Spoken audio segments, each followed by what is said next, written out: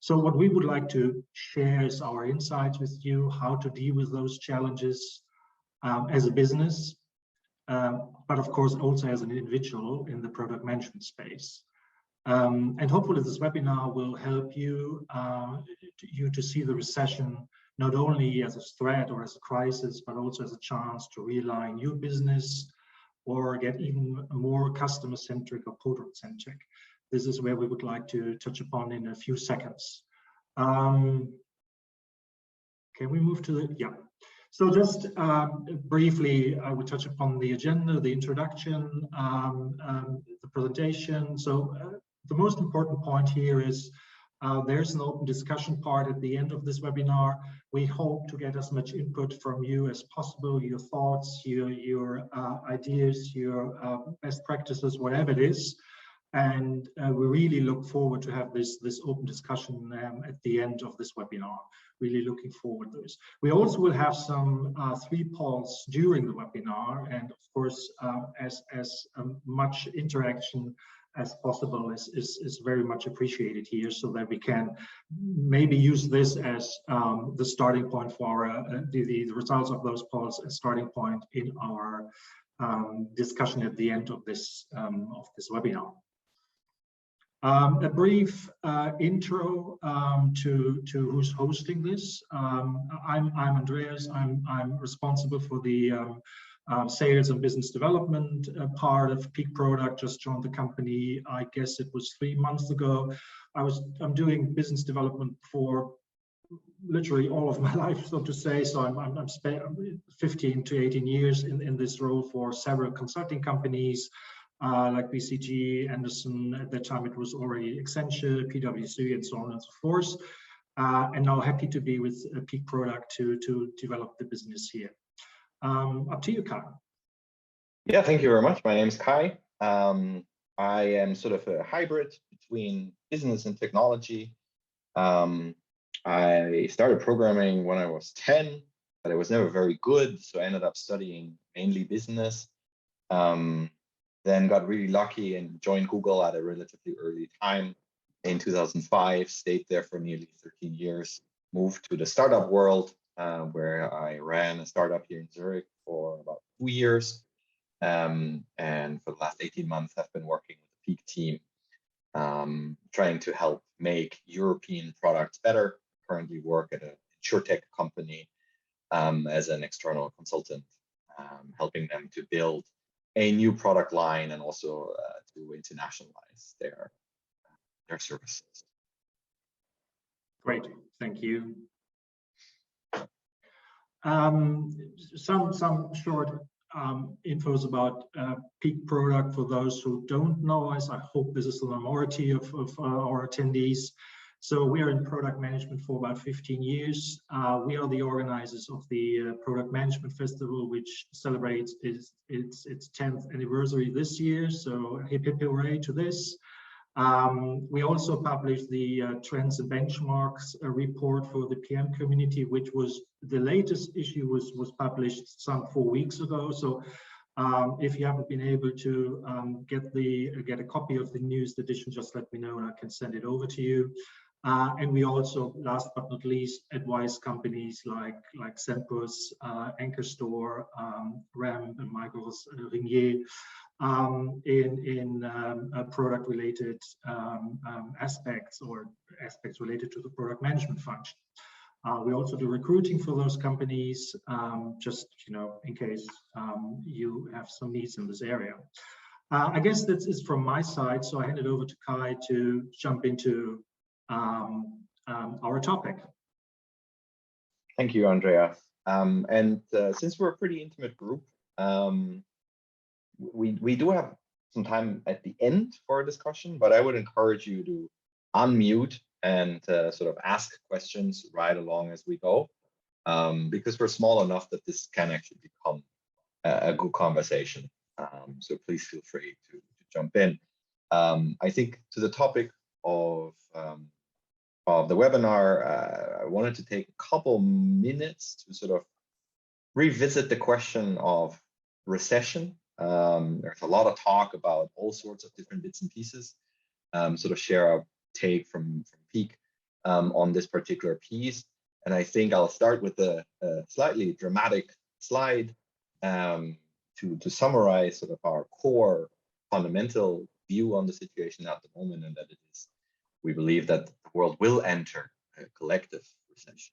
Now, what you call recession or not is, I know there are some interesting discussions at the moment where people try to look at technicalities, but in the end, the reality is that there is a very significant amount of external shocks happening, from climate to geopolitics to economic issues like supply chain. There's an enormous amount of free money in the world that has been pumped into the economies over the last 10 years. And it's not really clear to anybody how that money will disappear again or what effect it will have in the long term. There's public unrest, we have supply chain crisis through the pandemic and other things. And we believe that ultimately that will mean that economic times will become tougher. And if you look at the data, there's a whole bunch of even lagging indicators that sort of point to this. So if you look at the stock markets, here's the NASDAQ as an example, I think from mid-June, which is sort of flirting with some support lines. If you look at the bottom chart, this is a real GDP change in the US based on the Bureau of Economic Analysis there. According to this, Q1 and Q2 were both negative growth rates. Some people argue, is it a recession? Other people say, well, and then one thing which a lot of people don't necessarily pay a ton of attention to, but I think it's very, very, very interesting to see. And that is the situation in China. China has been helping the world economy grow for a really long time. And if you look at the white line here, that's real GDP growth year over year. That's been famously hovering around 6.5% as if it was cemented. The pandemic has obviously put a dent into this and moved this into minus, but more relevant for the topic today, I think, is what you see from January 2021 onwards. And then so there's a steady decline throughout most of 21 and 22. And the reality is that if China is not doing well, the chances are is that this is going to be felt along the rest of the world as well. And if China and the US are not doing really well, that is clearly not a good sign. If you look at some other bits and pieces, you get to the same thing. So both lagging and predictive indicators is the speed and the amount of hiring that companies are doing. And in this case, we're looking specifically at tech companies because we care about product management, digital products. And I just put a couple of logos in here from Europe and the US. Could have picked Asian ones as well. There's a very clear the trend there that companies are slowing down hiring or even reverting to layoffs and making sure that the amount of employees they have is sort of set more in a defensive way because they expect that future revenue and future business opportunities are probably not going to be as strong as they predicted a year or two ago. If you continue to look into the data, there's one sort of slight light on the horizon, and that's Europe. So if you look at the GDP growth in the EU, first quarter 2022, you can see that it is still up compared to pre-pandemic levels. But the reality is, as I alluded to, it's like when China and the US start to do poorly economically, Europe will not be able to isolate itself forever, because in a wildly interconnected world, such as we are living in, the reality is that you can't really escape things that affect the whole world. I think if you go back to one of the pictures, the Evergrande stuck in the Suez Canal is like such a tiny event, really, but it affected world economy for a month, and some argue that it's still somewhat there, or the port of Shanghai being blockaded for pandemic reasons. And these things really like a touch whole industries and no content able to isolate stuff. So I think the first question, the first interesting piece that we wanted to get a sense of from you guys, and if you're happy to share, would be great to get a sense of which company or which industry you're working in. It's like, do you think, given the current economic climate, that your company will be affected negatively in the next 1 to 2 years? So feel free to just unmute and quickly sort of give us your ideas. There's also a poll popping up on the Zoom side. So if you want to, you can also answer there, but we'd be very happy, interested in some personal opinions.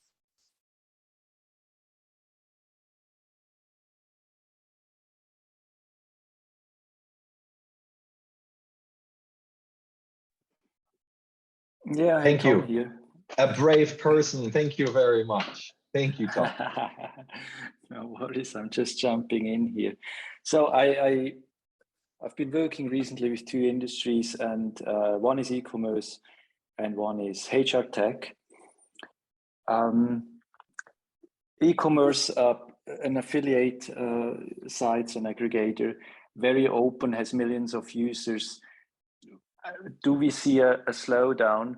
Yes, I mean, there was a hype. E-commerce had this big hype during COVID, and it seems that we're going back somewhat to pre-COVID levels, so that maybe the new behaviors we learned during COVID are actually not permanent behaviors.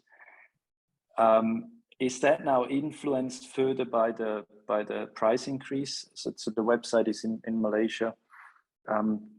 Probably yes. So we see certain pressure on price sensitivity, people going for cheaper products, as really commodity prices, food prices in Malaysia, stuff is going up, what is not subsidized by the government. I'm not really keen on making a prediction for 1 to 2 years. It's like reading the glass ball. I think at the end of the day it will work out as it does. But that's what we're seeing right now. On the HR tech side, that's more a smaller business with big customers from telecommunications, Coca-Cola, companies like these that have really 1,000+ workers, white collar workers. We don't know yet. That's at the moment the sign we're getting there. So HR tech is a bit like, on the one hand, you use the HR tech for hiring, and on the other hand, you also use it to develop talent, so people that are already employees. And there is clearly a trend there to get more or help people develop in the organization, because there is always the churn rate, but also to just make sure they're more effective in their work. I think what we see at the moment is quite some interest in the latter one. So to develop people, the hiring is stable, but really developing talent that you have already hired, that seems to be a big interest. I think maybe that's a bit of an aftershock of COVID, where there was first a high churn rate, first nothing, then a high churn rate. So now companies are trying to keep those people, but maybe also a sign of a more economical pressure. So you want to make sure your mission critical people really stay in the organization. Then there seems to be quite an interest to understand who is mission critical, which are really critical positions, and what can we do to keep those people in the organization. Yeah. Great, thank you very much, Tom. There's actually a couple of things that closely align with things we talk about later. So it's great having that perspective. Thank you very much. You're welcome. Anyone else brave?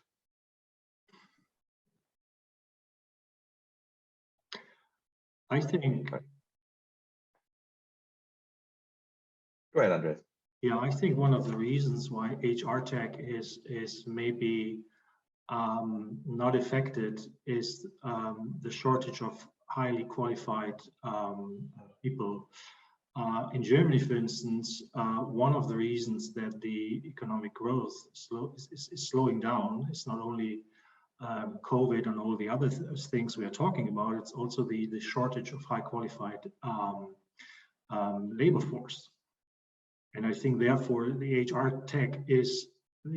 tech space is somewhat different to the other industries or verticals we're talking about. Yeah. Cool. So thank you very much, Tom. But we're gonna actually touch upon a couple of these things, I think. So if it's fine with you, I'll gladly circle back to some of the things you mentioned. But I think the topic of the webinar was like, how does the recession affect product management? In a paraphrased way, and that it may not be surprising that as product managers, as a group, we believe that product management is even more important in a recession environment or in any negative or challenging business environment, because product management actually fulfills a couple of very, very important functions that highly influence the potential success of a company when you develop digital products. And what we wanted to do is we wanted to go through two sort of sections. First, an organizational view. So how can you as a product manager or an organization that has multiple product managers utilize the skills and the roles of product managers to come out stronger? And then we have a quick piece at the in the second piece where we want to talk about individual product managers, right? So what does a difficult economic situation mean for individuals, and how does this impact your career potentially as well? Based on something like I'm a bit older, as you can see from my hair, so I've gone through a couple of different iterations of these, and over time we learn some. But we're going to start a little bit on companies. And the funny thing is, a lot of things that companies and organizations can do during difficult times are very similar to the things that they should be doing during good times anyway. But these become often way more important during bad times, because you really need to tighten your execution and batten down the hatches and focus on the things that really matter. And so this is sort of the first piece. We wanted to talk a little bit about it. And in fairness, this is not something that's unique to product management in no ways, but product management really is a very, very critical piece, right? There's basically these two circles that you have to think about when you're talking about focus. The first is the circle of things you can and cannot control. This is something that is very important to understand. That there are things that are clearly outside of our control. Nobody really understands what the Russian government plans over the next 6 months. So obviously, this is something that is completely outside of our control. And there are things that are maybe a bit closer, but not necessarily fully there. And so having a good understanding of what can be controlled as an organization is a good piece. And I think Tom was interesting. He said, it's like looking ahead 1 to 2 years. Like that to me is exactly the question. It's like, can you control that? If not, then does it really matter? Is it important that you really predict this, because it's outside of your control? The second piece is what we're going to dive in a little bit more, and that's questions like focus on the things that matter. And so that is a very subjective piece, because different things matter to different people. And so unless you build a clear organizational understanding of what matters for the organization and for all the individuals inside that organization, you're going to have trouble focusing, because focus requires everybody to sort of play along and put their efforts into the same place. And so we're basically going to try and look at 3 separate concepts that as an organization and as product managers you can use for helping you to focus and focus on things that matter and that you can control. And we're going to use a bit of pop culture. And so apologies in case some of this is not necessarily known to you, but some of them will be, and not all of it is pop culture. First concept is illustrated by one of my favorite movies. It's called Spaceballs. If you've never heard about it, it's from the late 70s or early 80s, and it's basically a parody of Star Wars. And what you can see in this picture is essentially the Spaceballs version of Chewbacca, Han Solo, C-3PO, and Princess Leia. And we'll get to the point why that is relevant in a second. The second concept has something to do with being in the right environment. And so I've chosen the pandemic parenting paradigm, which I had the pleasure and the pain to go through with two small children, and being a CEO of a startup at the same time over the last 2 years. And then the third one is probably generally known by everybody. That's the Avengers game. Right? And so what do these mean? There is three concepts. First is identify real user needs, provide the right environment, and bring everyone together.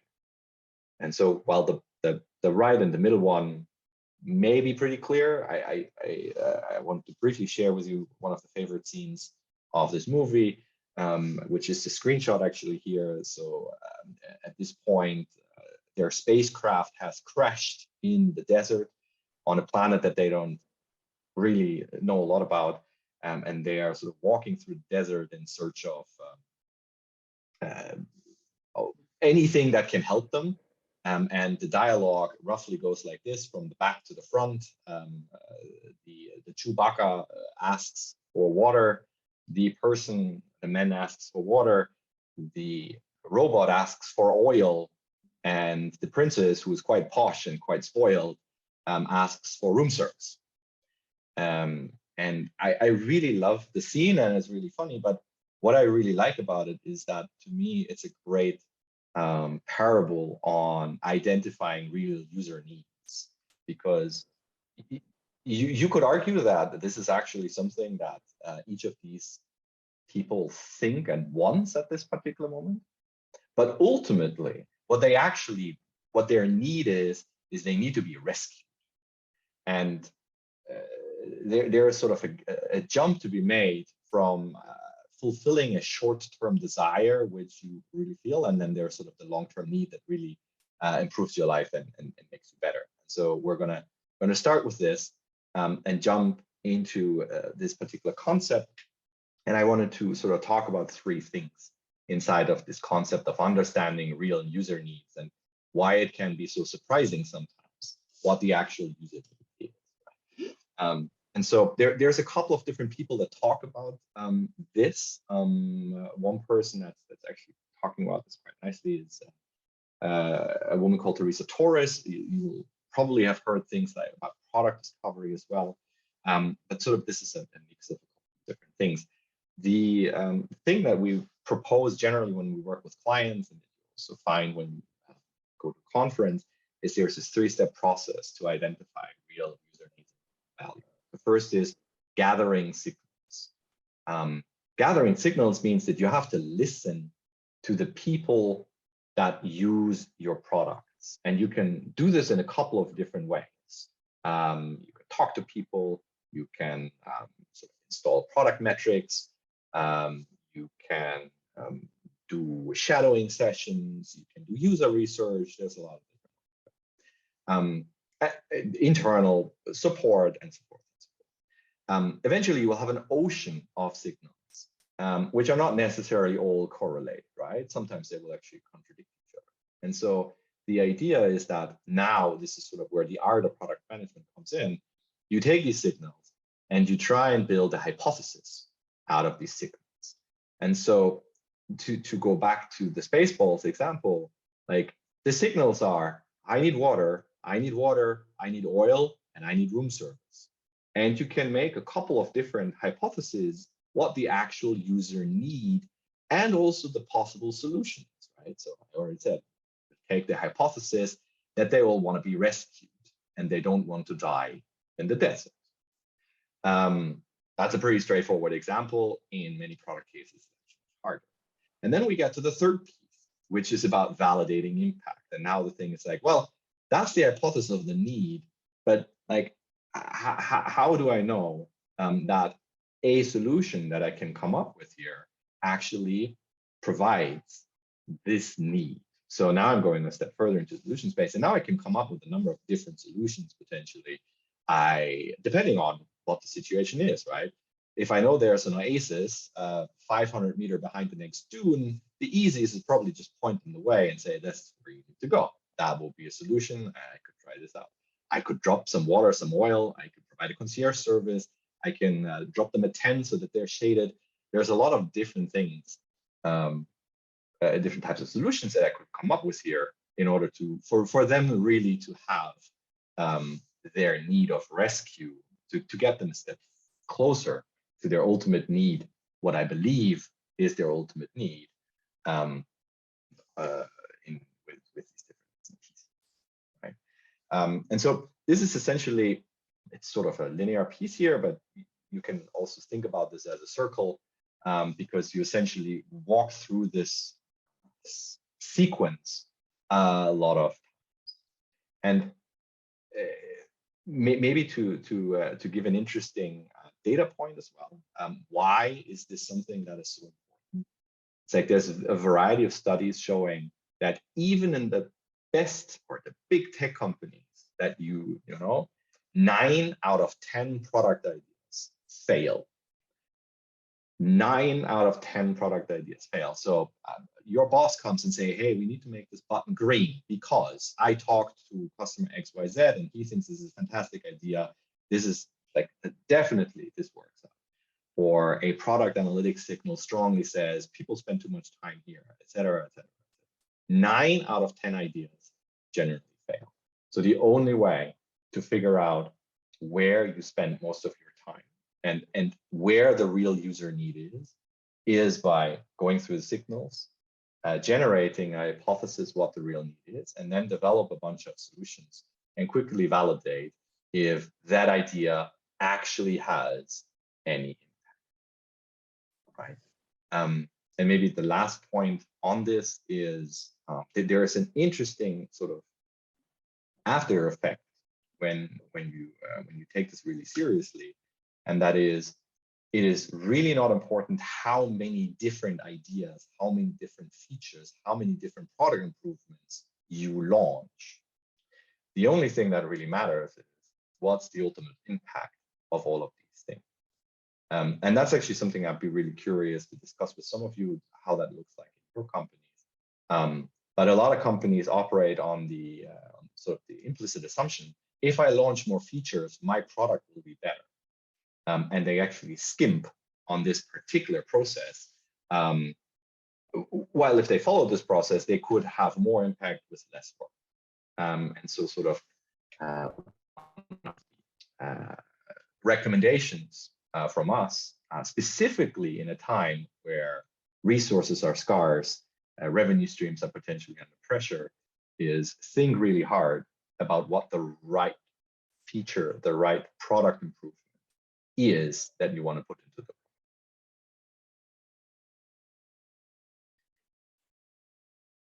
product. Before we go into sort of the next piece, I wanted to do a quick second poll, just to get a sense sort of how your organizations function. And that is to get a sense is what's your favorite source of product signals, idea signals, feature signals, etc. So what do you use to get ideas on how your product can be potentially? And I think there is a poll again, but again, please feel free to jump into the discussion thread.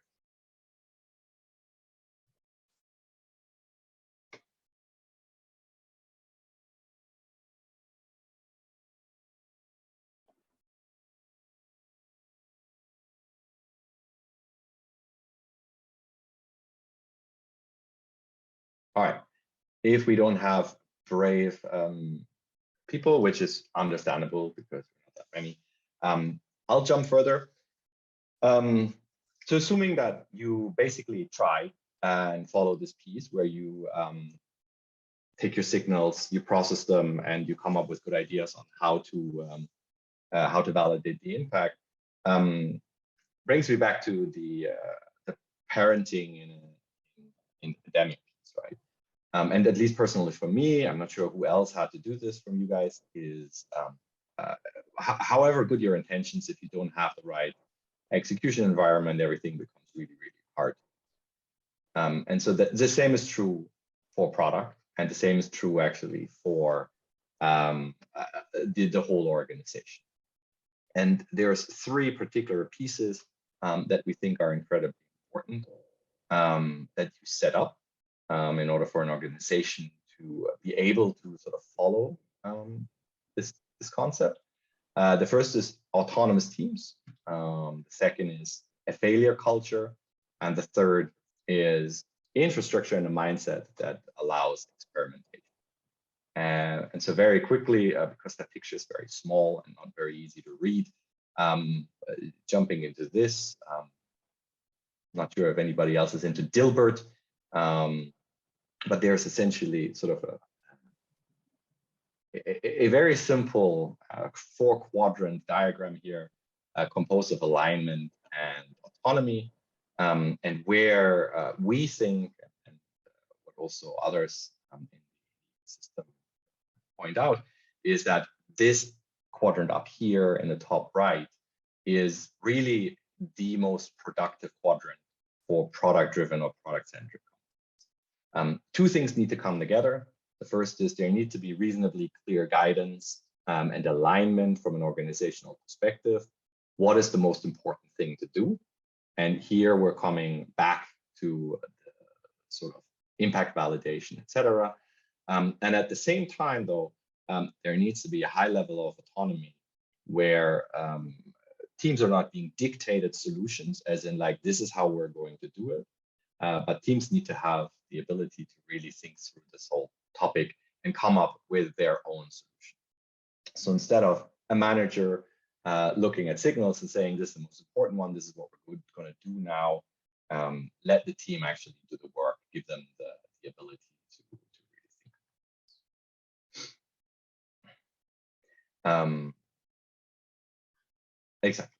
And so if you have this, sounds quite straightforward, but it's actually quite hard. But once you have this in place, there's still two other important things that you need to do. The first thing is going back to sort of the fact that 9 out of 10 product ideas generally fail. You need a culture that allows failure. And you need a culture that rewards failure as long as it's based on evidence. Evidence means that you have actually tried it out, you have figured out that this is not really creating a lot of positive impact, which means we're not going to pursue this piece any further, because otherwise we're probably going to waste our time on something that's not really going to benefit the company and the organization as a whole. And this is something that's not very present in many companies. If your organization works like this, that's fantastic, and I think we're in a pretty good state. But especially in Europe, there's still sort of a sense of security. I'll go to my manager because if I make a mistake and if something doesn't work out, then people are going to be mad at me and I'm going to be punished for that. And it seems just silly for something that we already know in 90% of cases something won't work, to be mean and to punish people based on this. Quite the opposite. I think the idea is to reward them for trying and to reward them for coming to fast conclusions. And in order to develop that culture, you do need a technical piece in place, which we refer to here as the experiment-ready infrastructure. There's a whole bunch of things in there that are essentially that you can put together as an organization that makes it easier for your people, for your employees, for your product managers, for your data analysts, for your engineers, for your UX people, to find evidence faster, which means that you can fail faster and you can go through more ideas to find the really good ones that make a difference, right? And so investing in UX research, investing in good DevOps processes, training everybody in metrics and statistics, these are all things that you can put in place in order to empower your teams to work in this particular. If you put these three things together, you really get to an execution environment that lets the team walk through the three pieces that we looked at before. And I think actually it's quite interesting, Tom, that you talked about the HR tech piece, and you described to us that sort of there's a traditional piece in HR, which is really about hiring and pipelines and stuff. But there seems to be a trend in the other direction, because to me, this is a bona fide example where you're seeing signals. It seems that you have already created an hypothesis that this is a very important piece, and you've given some evidence factors on why that could be or not. And this is actually a beautiful example where this method now could be very useful, where it goes, okay, good, this is our hypothesis. We think people want to train internal employees because it's very difficult to find new ones and we don't want to lose them. So what can we do in order to make that better, right? And you can run a whole set of ideas around that. And eventually you will notice if none of them works, your initial hypothesis is probably wrong. But if you get traction on some of these things, you have the option or the opportunity to really potentially even differentiate yourselves from other providers of such tools, because you've seen something and you worked very closely and in a very focused way on something that really matters to the users. That's a real user need. And if you're lucky, nobody else has done the same work, and then you get a step ahead and you have the ability to really sort of carve out a niche there potentially, which you can use.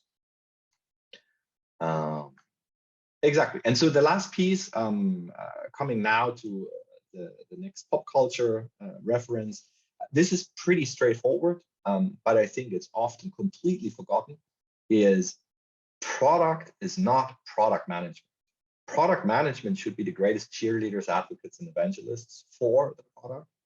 But in reality, the product is being done and put together and supported by the complete company. And there's three things that the company needs to do together. First, understanding of user needs, because the user sees the product and they don't care if something was done because product said so, or engineering decided this was to be, or a designer designed it, or support supported it. They just see the product experience as a whole. And it's a famous saying at Google that I think could not be truer, which is do not ship your org chart. If the customer can see your internal departments and divisions, your product is crap. And it's the role of product management to sort of advocate for this and evangelize this, but in the end, all the other departments, support, sales, marketing, data, et cetera, they all need to have the same understanding and they need to participate in these activities as early as possible. If you have a shared understanding what your signals are, what your hypotheses are, the next two pieces is then you need to have joint goal setting and you need to have joint responsibility. And the really funny thing is, I was thinking about the Avengers piece, and there is actually a lot of eerie commonalities with product management and sort of autonomous cross-functional teams. Because if the event, like, anybody not seen the Avengers? No, roughly a rough understanding of the Avengers, right? So first, the Avengers don't necessarily like each other a lot. There's a lot of infighting, which is very similar to any organization that I've seen, sales and engineering, product and marketing. Like these teams don't necessarily talk the same language. They don't act the same way, but they bring very different skills to the table. And I think the art in this particular area is to bring all these different players together, superhero departments, to work together and as a group become better than the sum of their parts. No, the sum of their parts should be better than them individually, right? And that then really gives you the ability to bring to market something that is not shipping the org chart, that is a consistent, coherent, unified type of product, and everybody in the company follows and stands behind the exact same thing. There's some other funny similarities. It's like similar to the Avengers and product management. Often information is very incomplete. You don't really know which decisions to make because you don't know half of the background and context of everything. It's like if I would love to have that conversation later with you guys if you want to. It's quite interesting how much this actually is. Okay. Those are the three pieces. I'll quickly jump back just to sort of summarize it again. There's a three-step process to identifying real user needs. If you want to run that process, you really need to be able to provide the right environment for teams to do that, because if you don't have the right environment, executing that process becomes increasingly hard, to the point that it's eventually impossible. And you need to not just bring product and maybe engineering to the table, but you need to bring the whole gang together if you really want to do this as well. And again, so these are not necessarily things that are specific to a recession, but in a recession or in a difficult economic environment, these become even more important, because if you look at past downturns, like the dot-com bubble, the 2008 crisis, pandemics, there's a lot of companies that go under, and arguably those are the companies that don't do this well. But if you look at the companies that come out of these situations, often these are companies that basically define new genres, or that come out in a much stronger position than they were before, right? Amazon, Adobe, ARM, they came out of the dot-com bubble and ended up defining genres. After the financial crisis, companies like Square and Venmo got founded because they saw that like the traditional banking doesn't work the way that it worked before, and so they saw an opportunity to solve a real user need that the banking system couldn't do anymore. And so they basically did this in a way that they've now become very important companies. And even now, from the pandemic, you could see this again, a shift in user needs, and companies like Zoom, obviously, but also Miro or Slack have massively profited from this, and have been able to capture user needs that previously either weren't that clear or not as present. I think Tommy mentioned this for e-commerce as well. There's sort of an increase in volume. I find this an interesting example because I'm not sure if there was a new set of user needs in that sense, or if it was just a shift in the way that people consume goods. And now also, as you say, now that people can move around again, maybe the user behavior goes back because the user needs themselves haven't fundamentally changed. But with Miro, with Slack, with Zoom, hybrid work, I think, is here to stay. And so there is a significant shift. And I could see the same thing for HR tech, where it's like, look, if war for talent and global shortage of skilled labor is here to stay, then hiring may not be the most important thing that HR departments have to do in the future, but like actually work with what they have. And so maybe education, training, and developing internal talent becomes a much more important part over the next 5 to 10 years, which is, again, we're going back to the hypothesis. You want to try this out and figure out and validate if that's actually the case. And if you do this well, then there's a real chance, I think, to come out of a downturn stronger than. Bonus slide for those companies who are capable of doing it, who have a bit of money in the bank. Although there is a labor shortage, one interesting side effect of the downturn is that there's actually, compared to maybe a year ago, quite a few skilled product people on the market from some of the companies that we showed logos before. So yeah, that's basically yeah. Maybe take a brief break here just to see you guys have thoughts, or otherwise we can jump into the second piece.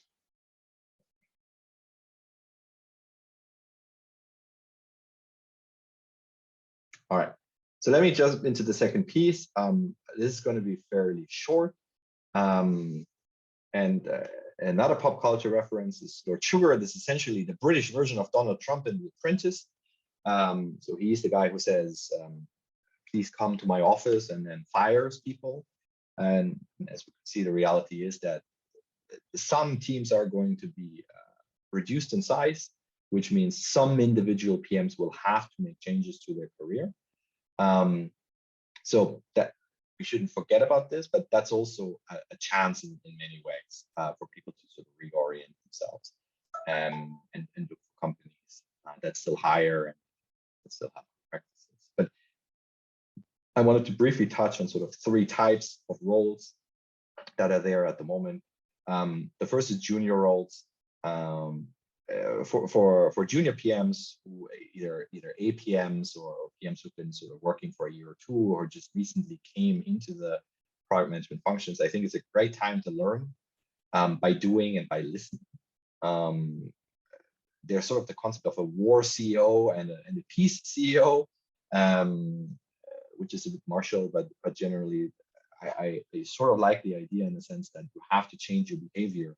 And if you've never been to a significant downturn as a PM, I think as a junior PM now is a great way to look at your more senior colleagues, ask a lot of questions, think about the macros, and get a sense on how these things sort of work, because the next one will come and then you'll be in a position where you are going to be in a mid-level role.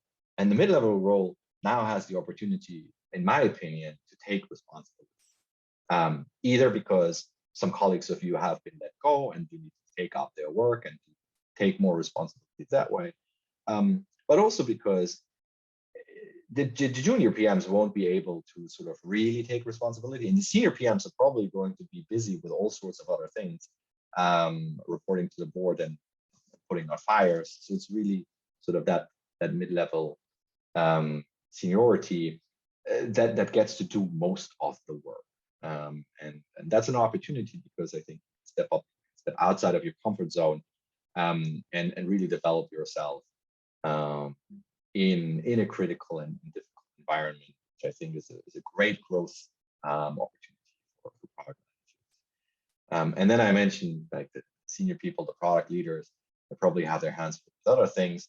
But in my opinion, I'm a fan here. This is an old pop culture reference, but I'm quite a fan of Trimurti, which is the Holy Trinity, the Hindu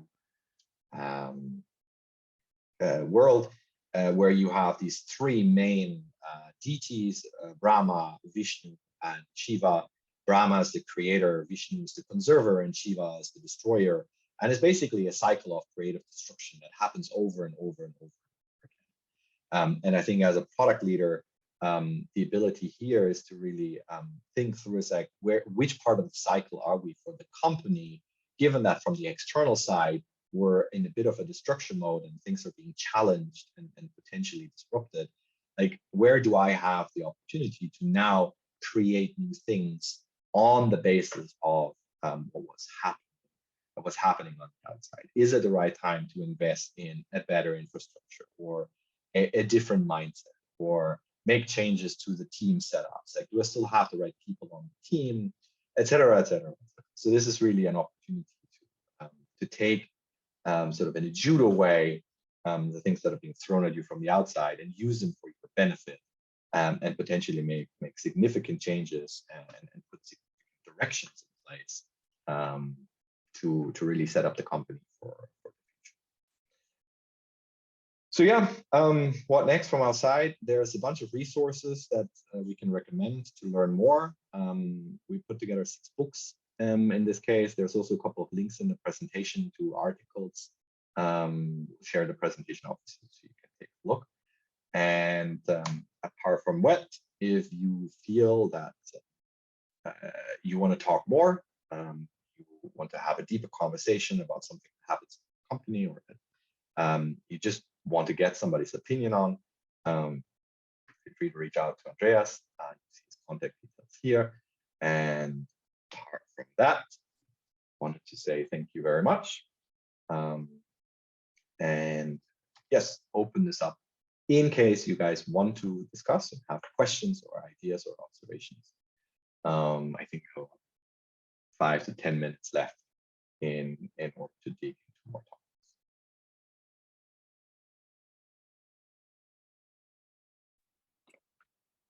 If everyone is quiet, I can I can hijack this conversation again.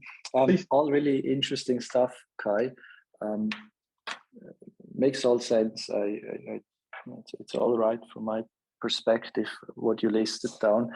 at the end of the day, it's really the implementation of these concepts, and that's where the devil is, because some of these concepts are just really hard to implement.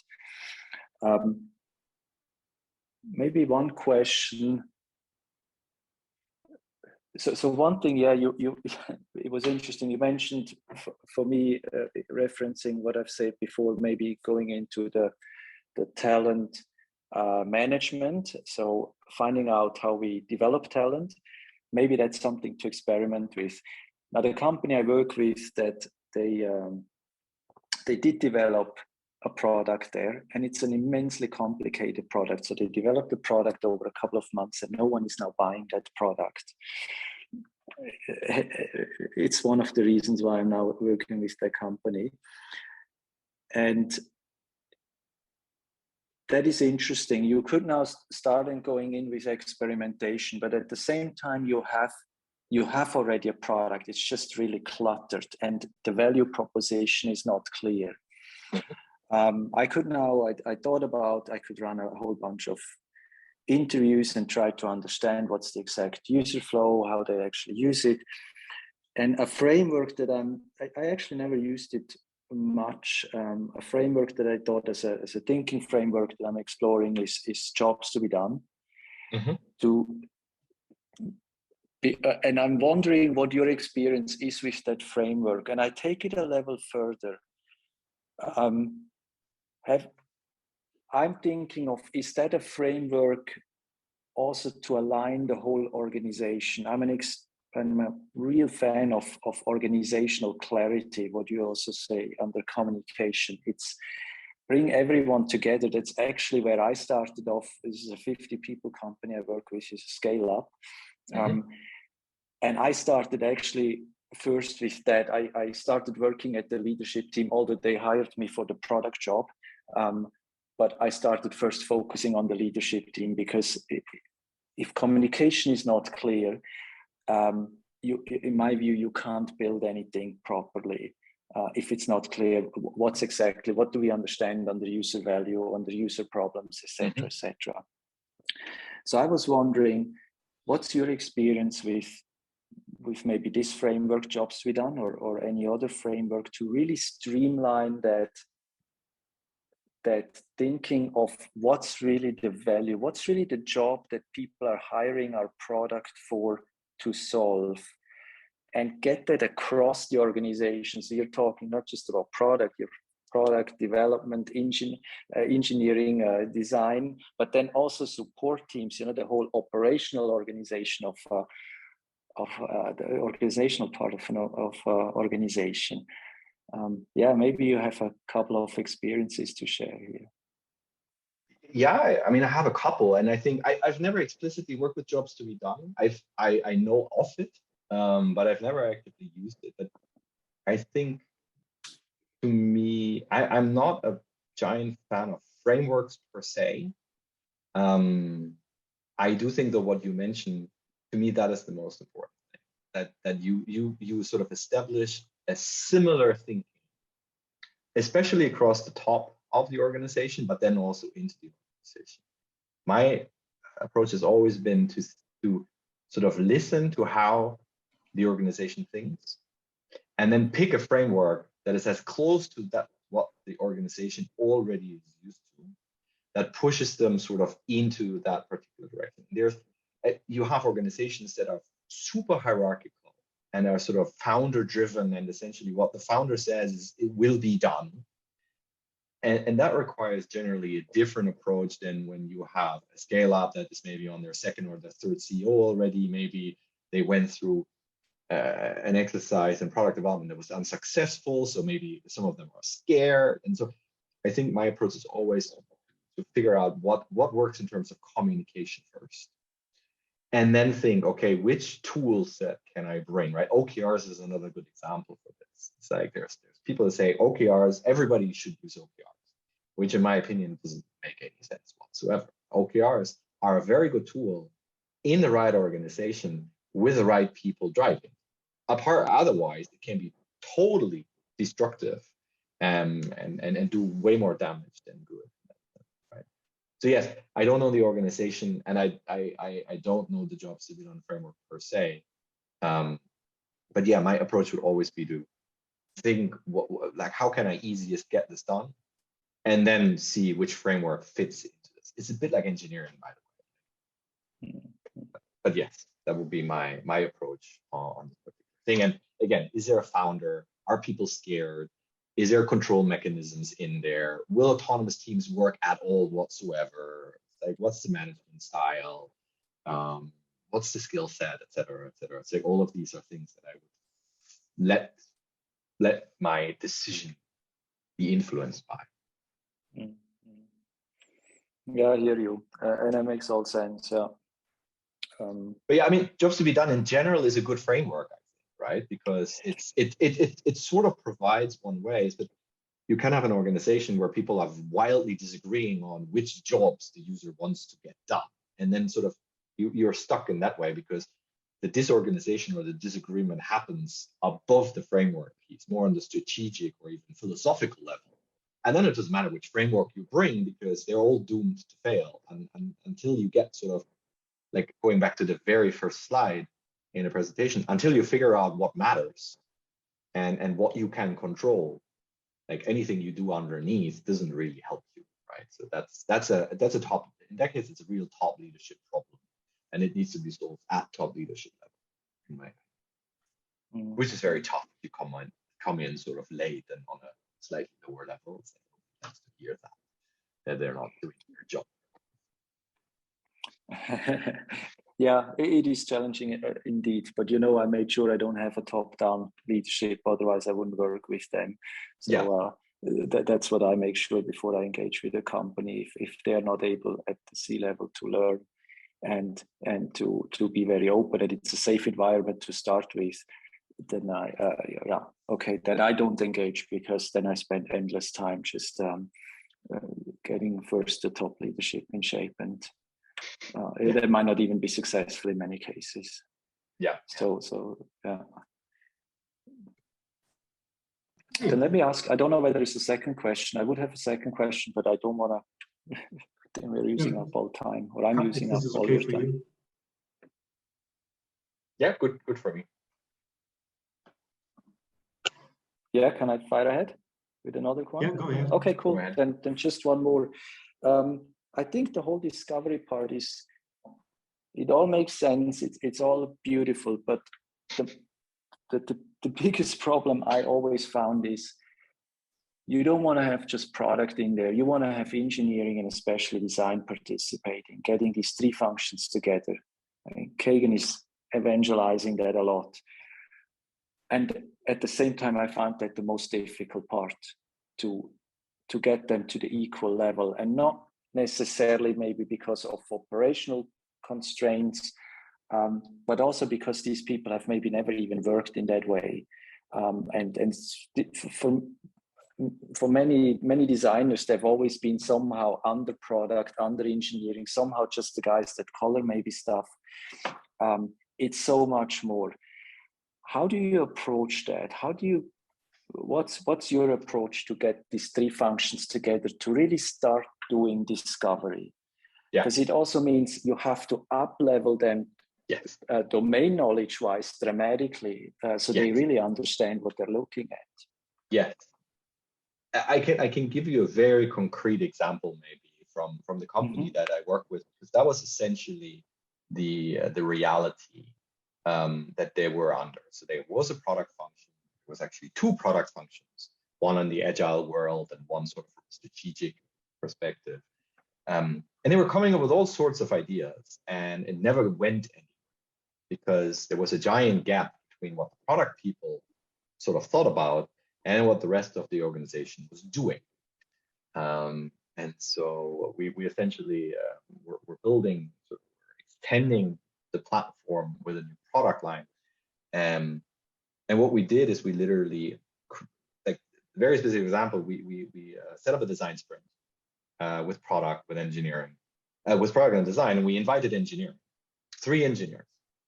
And all 3 of them pinged me. It's like, that's a design sprint. What am I supposed to be in a design sprint, right? It's like, where am I, paraphrase, where are my Jira tickets? It's like, there are no Jira. It's like, but this is an important thing. And I know you've never done this. So please trust me, join. And if you think this is a total bullshit waste of your time, fine, right? Then you can leave. So 3 of them showed up on the first day. After the introduction, the first one said, this is a waste of my time, I'm leaving. The other 2 stopped. Very cool. No, not happily, but they said, fair enough. You told us this would be worth our time, so we trust you, but you better not screw this up because we're never going to come to any other of this. It's not. On the last day, first thing, it's like, this is a sort of, in the design sprint, the last day is essentially making decisions, right? So you go through all this process, and in the end, you crystallize it down and say, this is what we want to build, prototype, and test with this. On the very beginning of that last day, when we had gone through some of the prototyping already, and we literally just wanted to, one of the engineers comes in, was like, look, this is the first time I've ever done a design sprint. I'm not sure if I'm doing this right, but it was quite interesting, and I was reflecting on this yesterday. And I went through what we did. It's like, maybe it's out of line for me because I'm just an engineer, but I really feel that we're not providing any wow experience for the customer with the prototype that we're building. It feels like a blah product. And at that moment, I was like, thank you very much. This is not just worth your time. This is worth everybody else's time because you made that investment. And because you made an investment, you are now keeping us honest as product people on something that we may not have noticed of. But like, it was a great moment for me. And the only way it worked is it was a forced activity. It was mandatory for people who show up and to step out of their comfort zone. But you need to do it in a way that they sort of get the feelings like, I am learning something. And if I really don't want to, I can leave. If you have a company just with engineers and everybody leaves the room immediately, that's as bad as if you have a top leadership team that doesn't care, right? It's exact. If everybody says it's not my problem and I don't care and I don't really want to know, that's really, really, really bad. So that's the experience that I've had, and those 3 engines, 2 of the 3, the third one still doesn't care, but the other 2 have been super close collaborators with the product from architecture to user tests. They're doing demos, they're talking to customers. It's like, it's been fantastic in that sense. But it doesn't always work, right? The third person really just doesn't care. It's like, it's not my thing, just give me tasks. And that's fine as well. It's like, as long as you have some of them. Cool, That's thanks for sharing. Yeah. From recent experience, one way that it has worked for me. Okay, I think we come to an end. Thanks for your input and your questions, Tom, and all the other participants. I hope you got some insights, some helpful thoughts. And if you have any questions, if you have any ideas that you want to share, just follow up. Thank you for joining us. Thanks a lot. Thank you very much. Appreciate it. Thanks, guys. All right. Bye. Cheers. Bye.